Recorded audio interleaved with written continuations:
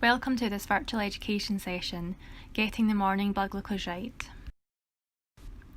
The following topics will be covered: blood glucose targets, what causes morning blood glucose levels to be high, and how to improve morning blood glucose levels. So why should you focus on getting your morning blood glucose level right? Starting your day off with a blood glucose level on target will make it easier to keep it on target for the rest of the day. Here is a recap of the blood glucose targets to aim for. Your first test of the day is called your fasting blood glucose, as it is normally before you have eaten, and it should be between 5 to 7 millimoles, unless you've been given another blood glucose target by your diabetes team.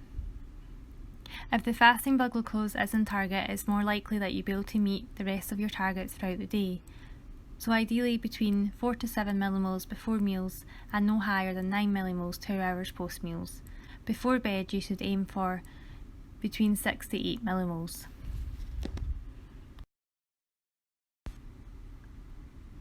What can cause high morning blood glucose levels? I'm going to talk through a few examples on the next slide, but first of all, the graph you can see is an example of someone going to bed with a high blood glucose level. They have scanned using their Libre sensor around midnight, so it is showing their blood glucose was 17.2 millimoles. You can see the blood glucose level has stayed high overnight, and the individual has woken and scanned their sensor again, showing a blood glucose level of 17.8 millimoles.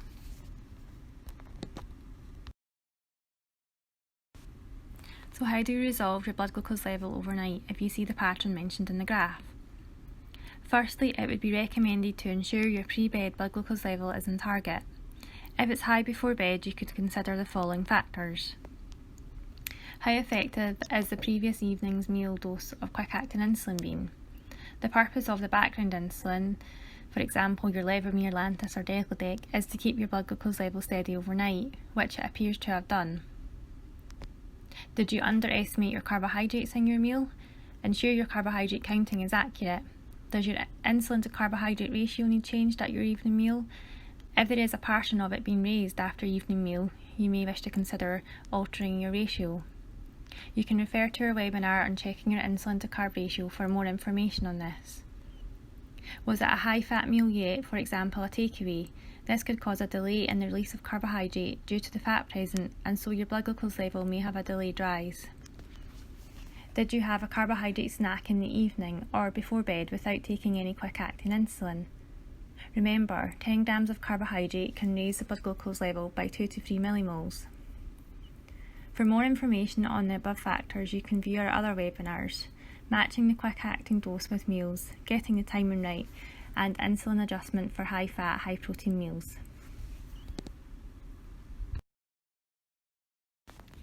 From the graph displayed, you can see that this person's blood glucose level is increasing overnight, and is an example of not enough background insulin, as they have went to bed with a blood glucose level on target. You can see it rises progressively through the night. If you take your background insulin in the morning, it may be rising because your Lantus insulin is running out, as this doesn't always tend to last the full 24 hours.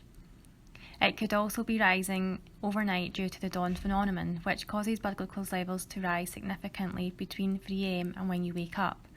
It is caused by early morning rise in hormones, which make the body more resistant to the effects of insulin, causing it not to work properly. So how do you resolve your blood glucose level overnight if you see the pattern mentioned in the graph? You may need to increase your background insulin you take in the evening or before bed if you see a pattern of your blood glucose level rising overnight. You would increase your dose by 10%. For example, if you take 20 units of background insulin, you would divide 20 by 10, which equals 2, then add this to 20, which equals 22 units. You would continue to monitor over a few days and consider increasing again if blood glucose still rises overnight. If you take once daily background insulin and it's not lasting 24 hours, then you may be best to change to twice daily background insulin called Levemir. Speak to your diabetes team if this is something you wish to change to. It can be difficult to resolve the dawn phenomenon, and sometimes an insulin pump may be considered if you fit the criteria for this.